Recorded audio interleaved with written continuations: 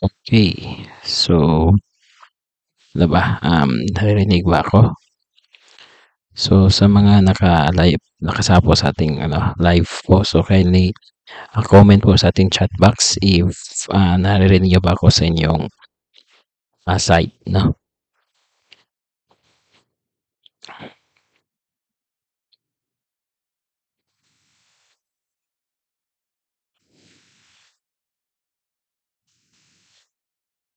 Okay. So, yan, no? So, magandang, di ba, late night, ano? So, magandang gabi, no? Malalim na gabi po sa lahat. So, welcome po sa ating unang session po ng ating online refresher for um, our upcoming RME exam.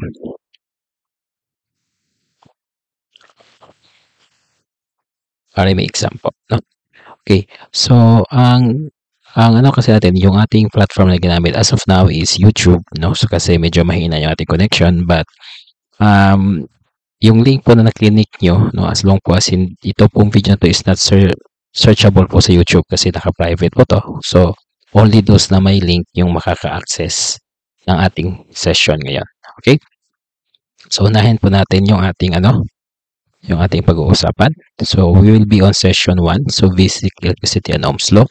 So, basically, this is just a refresher. So, ibig sabihin po nun is um, you are doing your full review or self-review. No? Siguro yung iba sa inyo is may review center, yung iba naman are just doing the self-review. No? So, yung mga self-review dyan, so ano po, paki-comment po ng yes, no, sa ating chat box. Okay?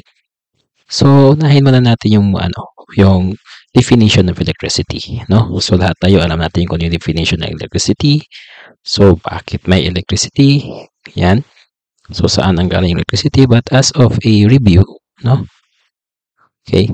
So, we just define that one. So, electricity, no? This is very basic, no? So, electricity is just the flow of electricity or the flow of power or charge. Then, electricity is an essential part of the modern life. No, it is very important lalo na sa economy. Not even only sa ating economy kundi pati na rin sa ating pansariling tawag doon sa araw-araw na buhay, no? So halos ngayon hindi tayo nakakagalaw kapag wala tayong electricity. So people use electricity for lighting, heating, cooling, and refrigeration, and for operating appliances, computers, electronics, machineries, and public transportation systems. Yan.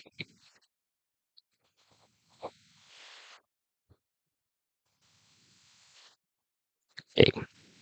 So, unahin natin ngayon yung mga charges. No? So, we'll be going to the polarities of our electricity. So, we have negative and positive polarity.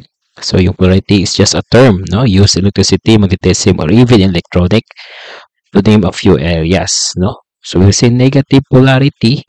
So, that is the terminal or the pole na kung saan marami yung electrons. Habang yung positive polarity, that is the pole or the terminal na kung saan konti lang yung electrons. So, when it comes to electrons, yung electrons naman, they are moving from negative pole to the positive pole. You know, when two poles are linked by a wire. No? So we could demonstrate that one, no, using a battery, no.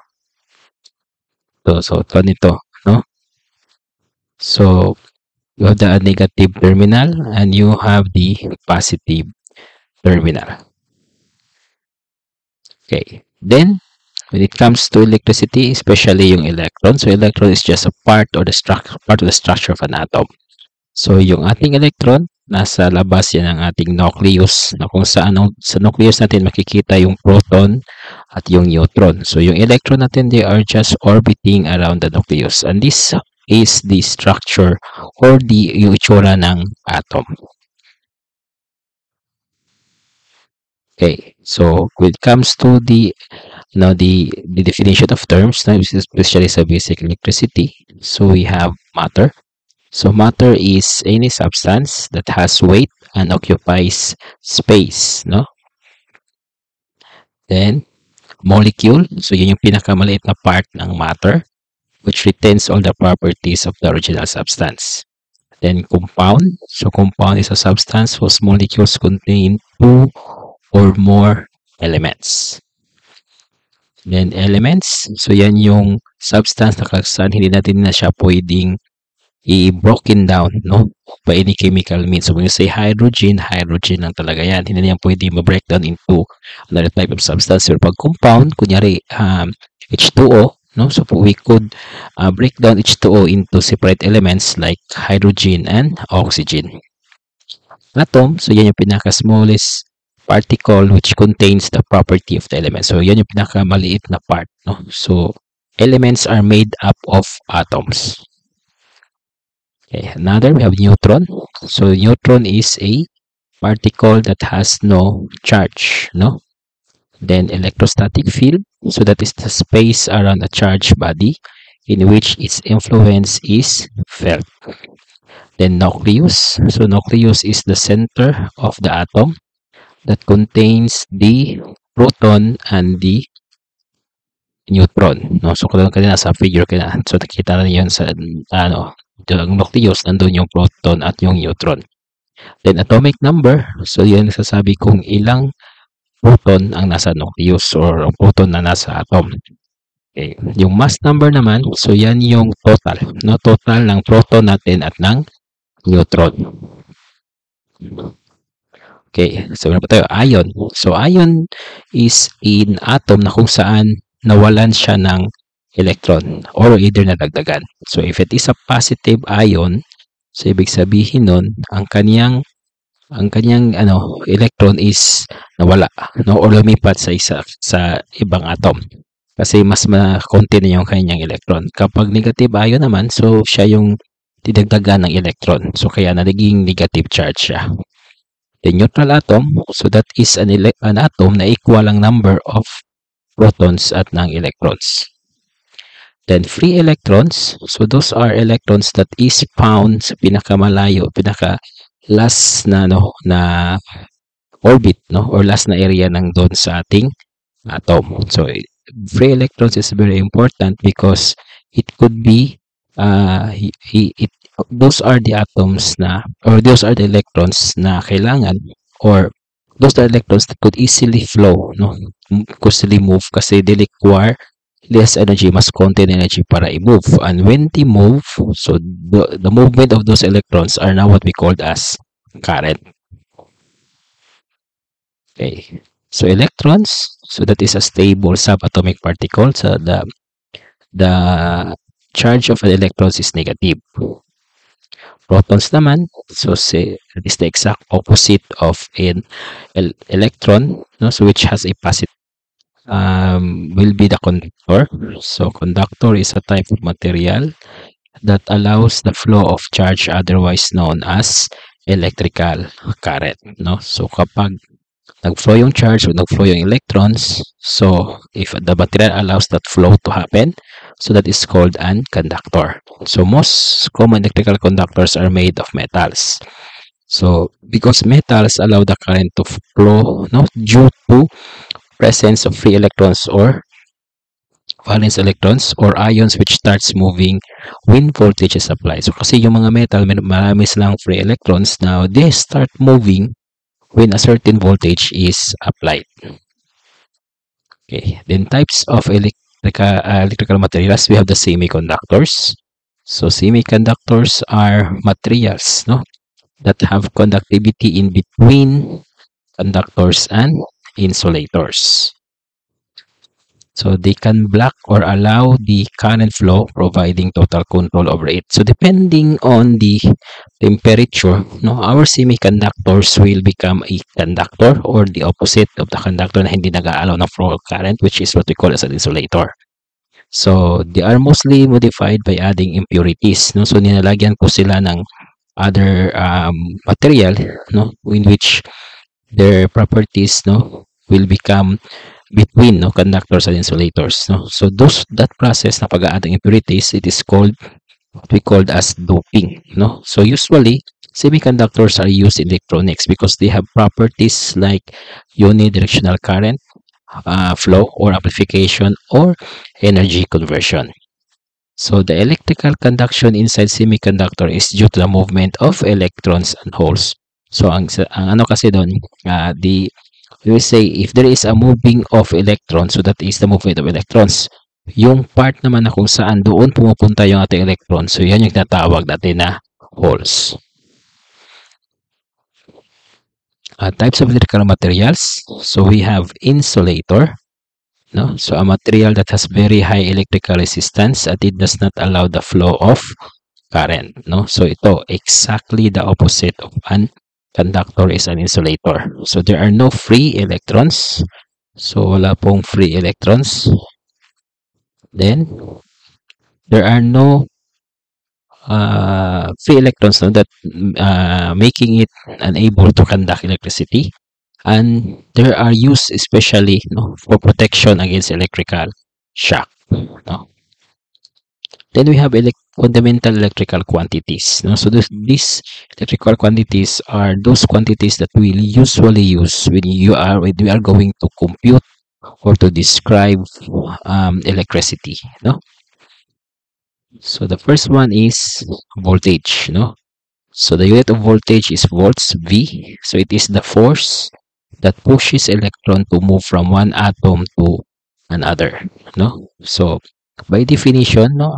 So kapag natin siya sa science, no, 1 volt is the energy of 1 joule that is consumed when an electrical charge is moved of 1 coulomb flows in the circuit. No? So ito yung kanyang formula.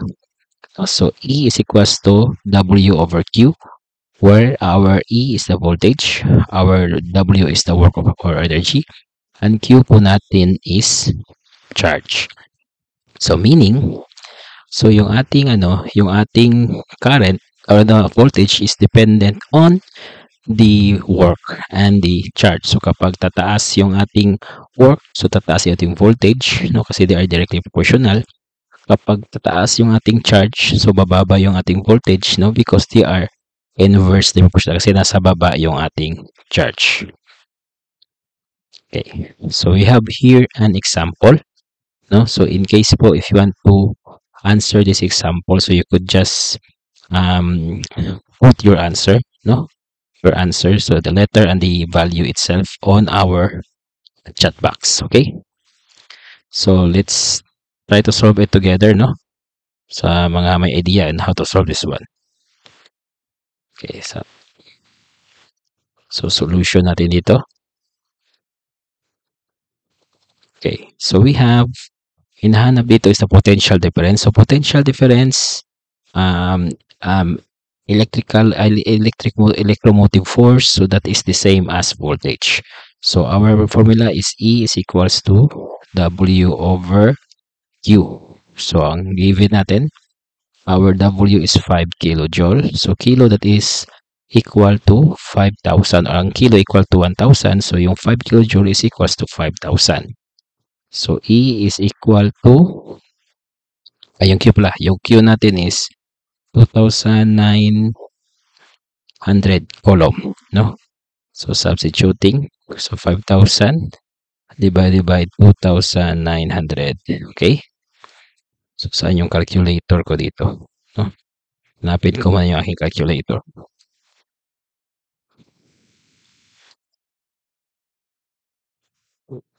Desktop ko pala, no? Saan yung desktop? Dito ka. Okay.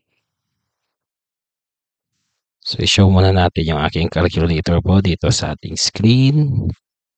Yan. Properties. Yan. Okay, so yan. Oops, nangyari. Yan. So we have now here our calculator. So we have 5,000 divided by 2,900. So that will be equal to 1.72. No? So ating answer po is equal to So, answer po natin is equal to 1.72 volts, which is letter A for this problem. Okay, so if wala po tayo ng sagot, so you just put your answer on our chat box, no? And in case po meron po kayong mga tanong, no? So you could also put your questions on our chat box. Okay, next, what is the output voltage of a battery that expends 12 joule of energy in moving 1.5 coulomb of charge? Okay, so yan, no? So sabay din po tayong mag-solve, no? So the very first thing to do is to write the formula, no? E, so yung hinahanap ito is still the output voltage, W over Q. So yung given natin, isusunod natin. So yung ating work ay yung may J na unit. So that is 12 joule. Yung ating charge is equal to 1.5 coulomb, no? So substituting, so we have 12 joule divided by 1.5 coulomb. So our answer is equal to, yan. Okay, so saan yung calculate ko dito? Yan. So we have 12 divided by 1.5. So this is equal to, yan. So that is equal to 8, no? So our answer is equal to 8 volts, no? So the answer for this one is letter B. Okay? Yan. No? So wag po kayong mahiyang i-share po yung sagot natin sa ating chat box. Okay, next, we will be defining now what is current. So ano nga ba yung current? No? So current is the movement of raw electrons, free electrons, or what, or also known as valence. No? Tulad ng ano din kanina. No? So this is also known as valence. Okay? So the flow is from negative to the positive. No? So from negative terminal to positive terminal. No? So the amount of electrical charge that flow in an electrical circuit per second. So kung gaano kadami yung charge na nagpo-flow sa ating circuit per second. Okay, so the unit for current is ampere. So ito yung formula. Wherein our I is current in ampere. Yung Q natin is charge, which is in coulomb ang kanyang unit. At yung ating time, no? So this is small letter t. Yan, small letter t. So that is time, which is in second. So meaning yung ating current, kapag tumaas yung ating charge, tataas yung current because they are directly proportional. So this is directly. Kapag tumaas yung ating number of seconds, bababa yung ating current because they are indirectly. Yan. Okay. So we have here 1 ampere of current corresponds to blank. No? So balikan natin yung ating previous slide. So ang sinabi dito, no, yung current is equal to the electrical charge per second. So meaning yung 1 ampere, yan yung current natin, kung unit niya ang ating mapasihan. Ang unit po ng ating charge is coulomb, habang ang unit ng ating time is seconds. No? So kaya yung ating sagot dito is letter A. 1 coulomb per second. Okay, so which of the following statement is true? No? So current can exist without voltage. Voltage can exist without current. Current can flow through an open circuit, or both B and C. Okay, so the correct answer for this one is letter B. No? So even if walang complete circuit, no, so the voltage will still be present if you are going to on or to turn on the breaker. But if walang voltage, so there will be no flow, walang flow po tayo ng electrons, so there will be no current. Okay, so how much charge is accumulated in a dielectric that is charged by a 4 ampere current for 5 seconds? Okay, so solution po natin dito. Okay, so ang hinahanap po dito is, ano yung charge? So yung hinahanap po is yung coulomb. So our formula is current is equals to Q over E. So, kapag yan nahanap yung Q, so ilipat po natin to dito sa kabila, no? So, our Q is equals to I times T. So, substituting po natin, the current is 4 ampere, habang yung time natin is 5 seconds. So, yung Q po natin is equal to 4 times 5 is equals to 20 coulomb. So, the answer is letter B. Yan. Okay, next po. Okay. So, a charge of 6 coulomb moves a given point every 0.25 second. So, how much is the current flow in amperes, no? So, how much to po yung current flow natin in amperes, no? So, wag po kayo i-share po yung ano natin, yung sagot niyo po, no? Sa ating chat box. Okay.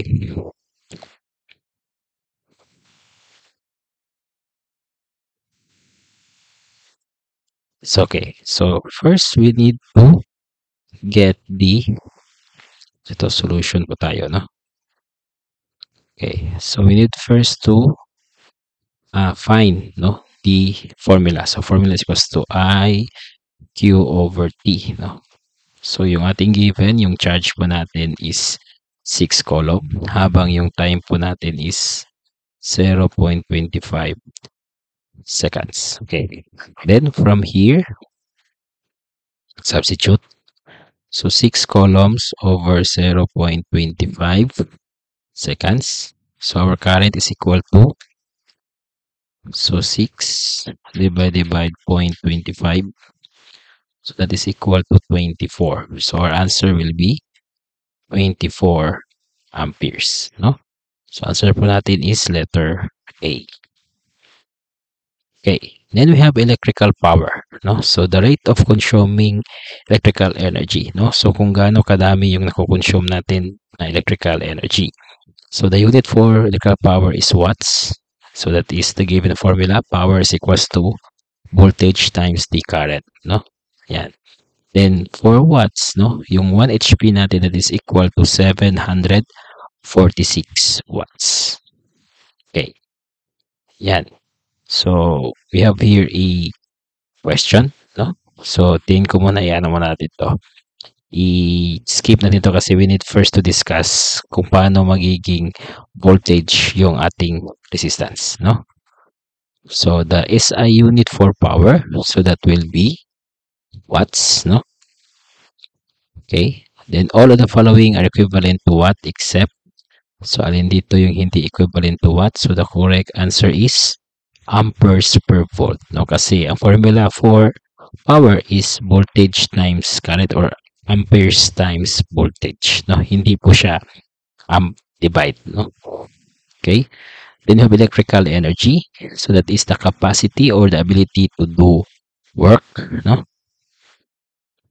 Then the unit for power is, ang unit po sa ating power is kilowatt hour, no? So ito yung ating binabayaran sa ating mga utility company, no? Yung ating kilowatt hour. So the unit for power is joule, and the unit for energy is joule, no? Then kapag English system tayo or doon po tayo sa Amerika, so ang ginagamit is BTU, that is British Thermal Unit, which is equivalent to 1.055 kilojoules. Yan. Okay. So example here, we have the energy consumed by a heater of rating 1,000 watts by operating it for a period of 2 hours will be lang. So ilang kilowatt hour. So to get the kilowatt hour po, all we need to do is to multiply the power times the number of hour, no? Then we just divide lang po natin yan ng 1,000 to get the kilowatt hour. So we have the wattage is 1,000. So yung number of hours is 2. Divide 1,000. So you will have 2 kilowatt hour. So the answer will be letter B, no?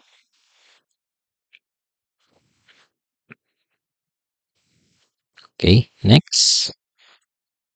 resistance, no? So resistance is the property of a material that restricts the flow of electricity, no? So the unit for resistance is ohms. Yan. So yung ohm talaga yung unit na resistance. The symbol is the Greek letter omega, no? So this is a Greek letter, no? So this is the symbol for, well, this is the symbol for omega. Okay. So heat in a conductor is produced in the passage of electricity due to, so ano nagkukos yung heating sa ating conductor? So the reason for that is our resistance. Okay. Okay, then we have Ohm's law. Yan. Okay. So Ohm's law states that the current drawn by an electric current is inversely proportional to the circuit. And the held constant, of course, our supply is always constant. Yan. So it is given by this formula, no? So tatlo po yung formula, but the standard formula for Ohm's law is E equals to V over R. So for conventionality po, no, pwede ba natin gamitin yung E over R. Same na po yung voltage na V at yung voltage na E, no?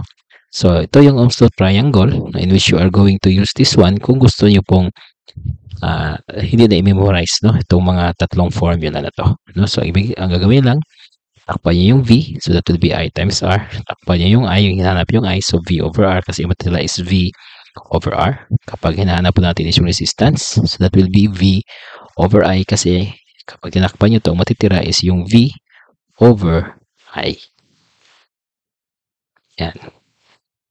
Okay, so we have here an example. So with 30 microampere of current in a 120 kilo ohm resistor, no?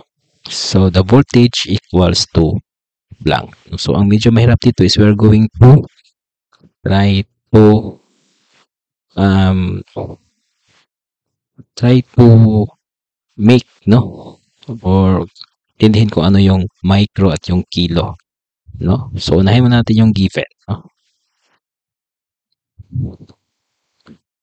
So yung current natin is 30 microampere. So we say 30 microampere, yung 30 micro, that is times 10 to the power of negative 6. So those are all about SI prefixes. Okay? So yung ating resistance naman is 120 kilo ohm. So yung 120 kilo, that is times 10 to the power of 3 ohms. Yan. So from this one, balikan natin yung Ohm's law triangle natin. Hinahanap po natin is voltage. Yan. So voltage equals to I times R. No? So V is equals to I times R. So we have V is equal to yung ating current is 30 times 10 to the power of negative 6 times 120 times 10 to the power of 3. So ating voltage will be equal to, so let's call on our calculator. So we have 30 times 10 to the power of negative 6 times 120 times 10 to the power of negative 3. So equals, so that would be 3 point, ito pala, mali pala, hindi pa yan negative. So 10 to the power of 3 pala, no? Equal to 3.6, no? 6. So our answer is 3.6 volts. So the correct answer is letter D. Yan. Okay, so ito naman, another example. So how much is the resistance in a circuit if 15 volts of potential difference produces 500 microampere of current? Yan. So solution. So ang hinahanap naman natin dito is yung resistance. So yung voltage mo natin, so E mo na yung gagamitin ko dito, 15 volts. Yung ating current is 500 microampere, or that is equals to 500 times 10 to the power of negative 6 amperes.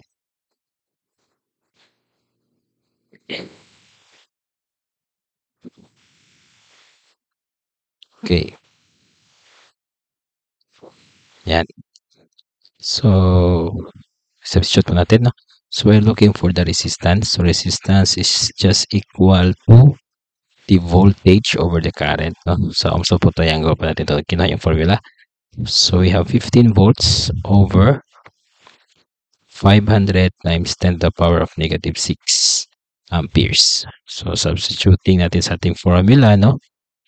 Tawagan ating calculator natin. So we have 15 volts over 500 times 10 to the power of negative 6. So ang answer po natin is 30,000. So 30,000, that is equal to 30. Oops, ano ba nangyari? So this is equal to 30,000 ohms or 30 kilo ohms. So the correct answer is letter A. Yan.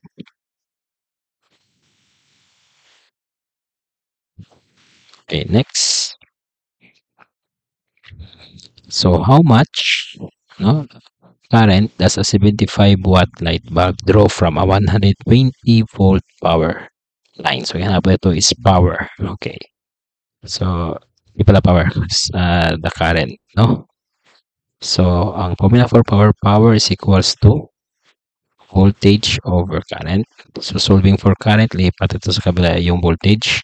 So current is equals to P over E or power divided by voltage. So yung power natin is ito, 75 watts. Habang yung voltage natin is 120 volts. Okay? So we have 75 over 120. So the correct answer for this one is 0.625. So wala po tayong 0.625 po, no? Sa atin pong sa ating problem, no? Or sa ating options. So ang gagawin natin is we'll push ing ito, ing. So ing, so that is 625 times 10 to the power of negative 3. So when we say negative 3, that is milli po, no? So ang answer po dito is 625 times 10 to the power of negative 3 or equal to 625 milliamperes. So the correct answer is letter A. Yan. Okay. Next. So a 10 ohm resistor dissipates 1 watt of power when connected to a DC voltage source. If the value of the DC voltage is doubled, no, so the resistor will dissipate blank. Okay. Okay, so solution natin dito, no? So ito mahaba-haba yung solution po natin dito, but we'll try to solve this one, no? So if hanapin po natin dito is yung ohm ng resistor, no? So first we need to get the voltage, the given voltage. Okay, so voltage is equal to current times the resistance. So meron na po tayong current. So solve po natin yung current using sa power. Is power over voltage. So we have 1 watt divide. Hindi pala, nahanap po pala natin is wait lang. Trace, no? Yan. So wala po tayong power, wala po tayong voltage pala at current. So ang gagawin natin is just write first the formula for power. So power is equals to E times I, no? So if i-substitute natin ito dito, so magkakaroon po tayo ng I, so times I times R. So ito po yung current natin, ito po yung voltage. We have I squared R. No, kapag kinuha natin yung current, so ilipat sa kabila yung R, so that is will be P over R, which is equal to I squared. So square natin sa kabilaan. So yung I natin is equals to square root of P over R. Okay. So substituting, so our power is 1 watt, our resistance is 10, no? Ohms. So current is equal to, okay, so we have 1 divide 10. Ano pala? Square root of 1 divide 10. So that is equal to 0.316. So 0.316. Okay. Yan. Amperes. So if you solve natin yung voltage, that is I times R. So we have 0.316 times 10. No? So our voltage is equal to, okay, so point 316 times 10.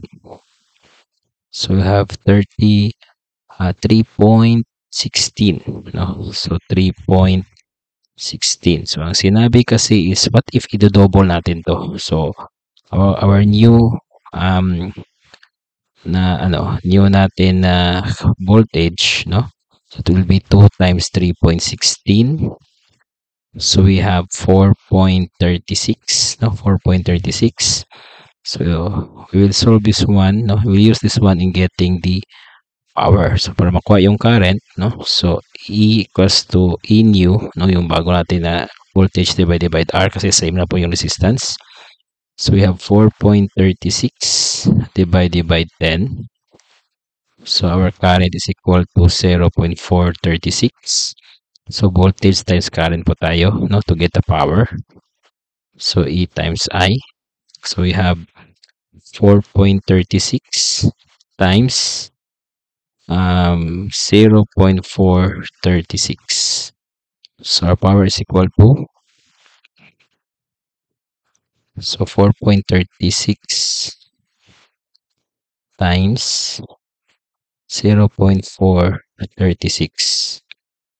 Okay, so we have 1.9, no?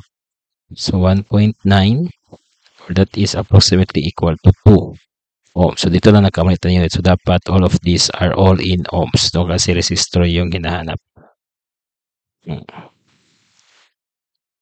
So the answer will be letter B. Okay, next. So resistance of a 220 ohm lamp will be blank.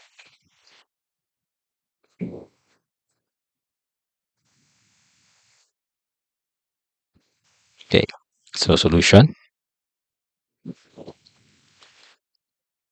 Okay, so we have here, so ang ating current, hinahanap po natin muna is resistance.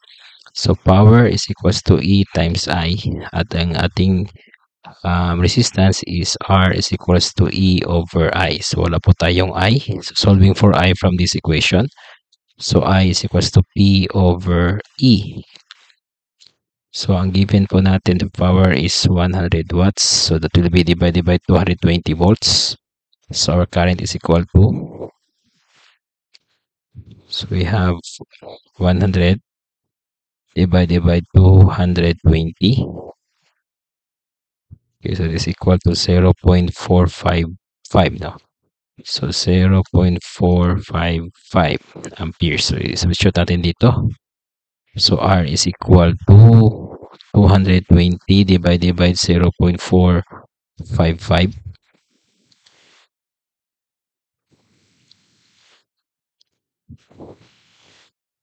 divided by 0.455. Okay, so this is equal to 483.5. So we have 483.5 ohms. Ang pinakamalapit po natin dito is ito, 484. So answer po natin for this question is letter C.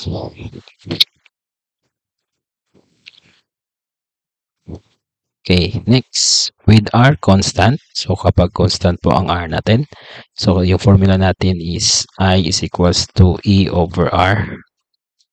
Okay, yan. So ibig sabihin, constant po yung ating resistance.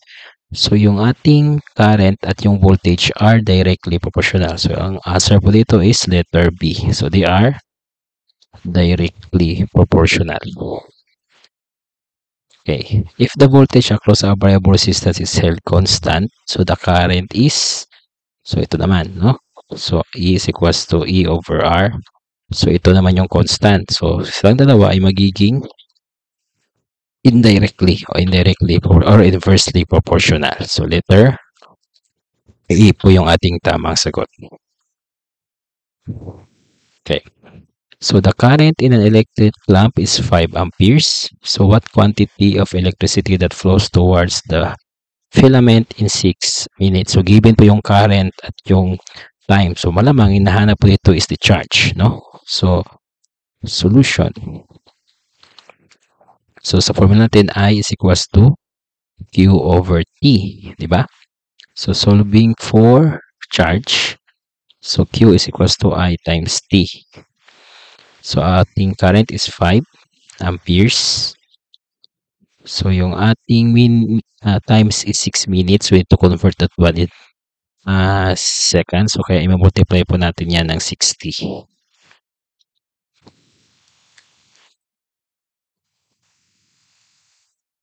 So, 5 times 6 times 60. Yan. So, that is equal to 1,800 columns.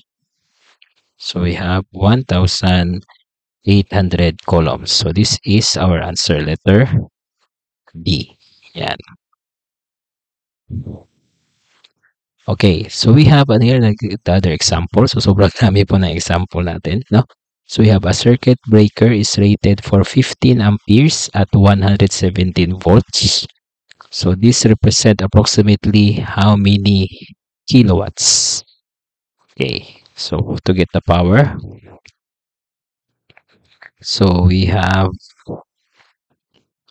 voltage times the current. So, we have 117 times 15 amperes. So, power is equal to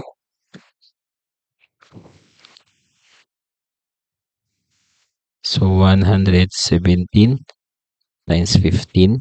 So, this is equal to so 1,755.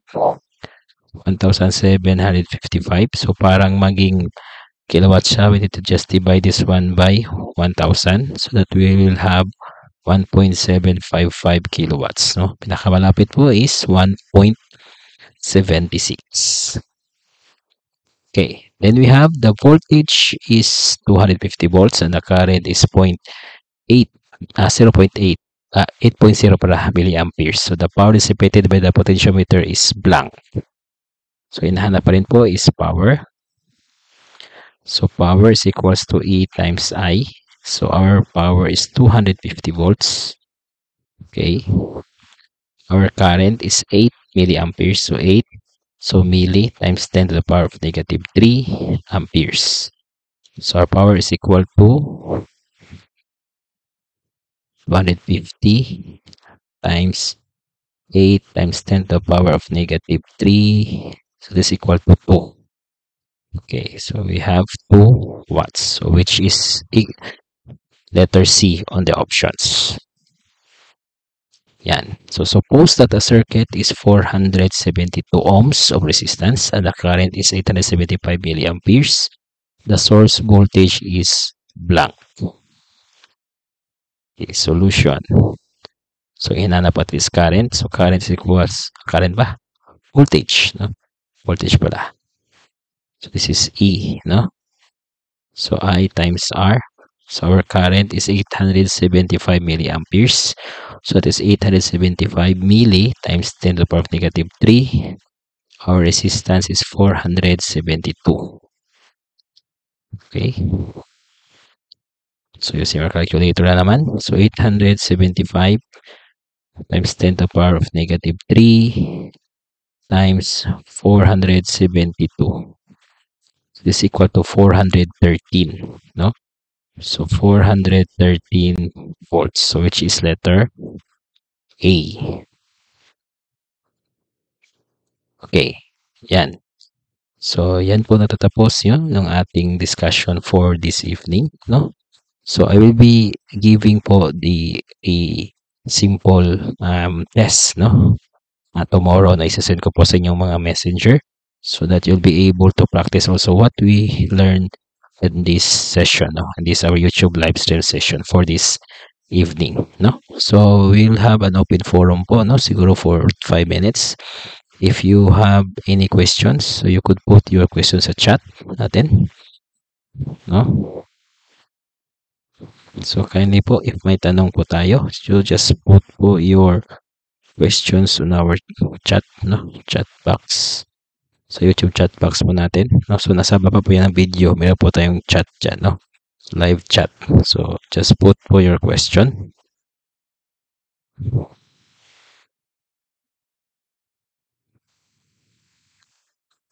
So yung sa iba po na nahuli po sa pag-click ng link, so maybe you will be delayed, no? For a few hours or few minutes lang pala, no? So para po ano kayo sa kung ano yung pinaka live, so yung sa video nyo po, i-click nyo po sa baba yung word na live, no? Para po siya ma-forward kung alin po yung live, no? And also, this video, after po na ma-end po yung ating live stream, it will be automatically be also recorded as a video sa YouTube, no? In which, same po yung link, at as long po as wala po sa inyo yung link, so hindi niyo po ma-access. So please kindly save po the link, no? In case po if you want to rewatch this video again.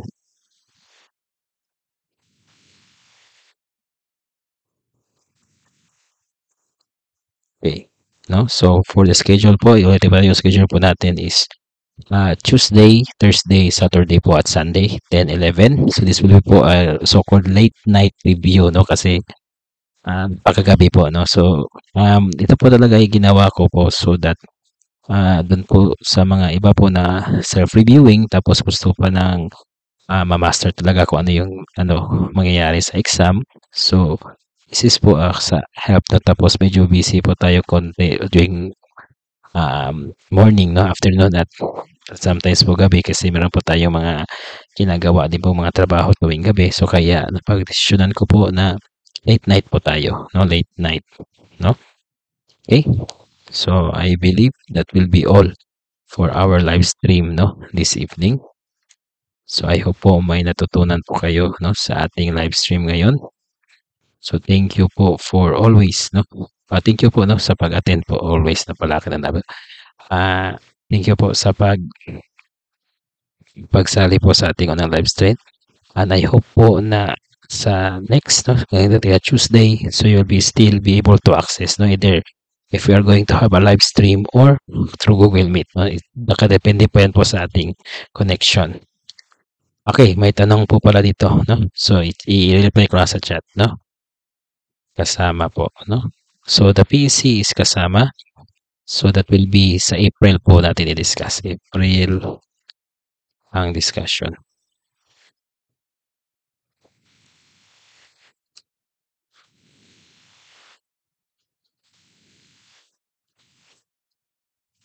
Okay? So ganun pa din po, if in case po mayroon po kayong question, so you could still comment po sa ating recorded video at I will try po to answer pa rin po, no? Okay? So I guess that will be all for this evening. So thank you po ulit. Thank you, and we'll try po our best na makatulong sa inyo para po pumasa kayo sa darating na board exam ngayong April, no? April 25 or 20, hindi ko po masyadong nakabisado yung, but that is April 25 yata, no? Okay, so good luck po, no? And continue po in your review. Okay? So good evening po sa lahat.